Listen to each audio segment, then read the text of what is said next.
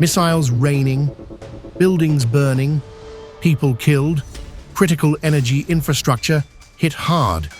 The Middle East is on edge amid war, and thousands of kilometers away, these scenes emerge.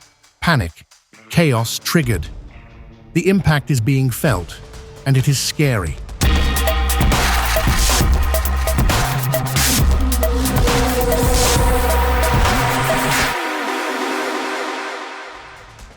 Hoarding, profiteering, and manipulation of the supply of petroleum products spiked in a matter of weeks in the Philippines since the Iran war began.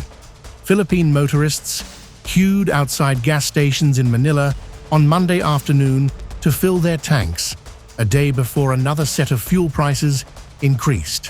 Fear and panic loom large as a further increase in prices could wipe out the income of several households, especially to people dependent on the transportation business.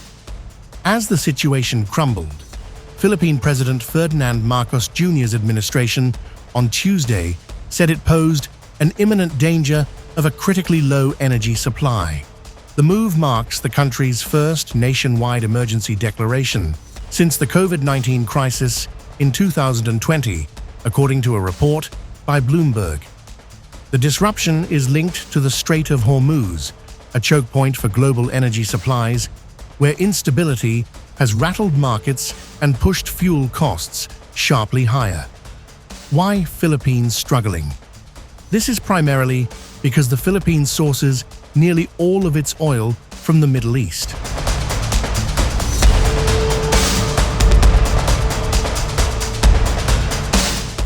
Other countries in the Southeast Asia region could follow the Philippines in declaring a state of national energy emergency to respond to the impacts of the Iran war, an analyst said on Wednesday.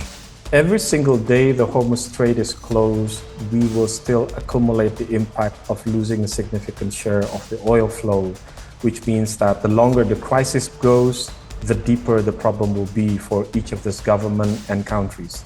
So until the conflict is resolved, unfortunately, there's really not much of a way out for many countries across the board. I think the Philippine government is trying to send a broader signal that the situation is indeed an emergency to the broader stakeholders, the public and the businesses. The longer the crisis goes, the deeper it will be, and it's quite likely that other countries within the Southeast Asia region could likely follow suit.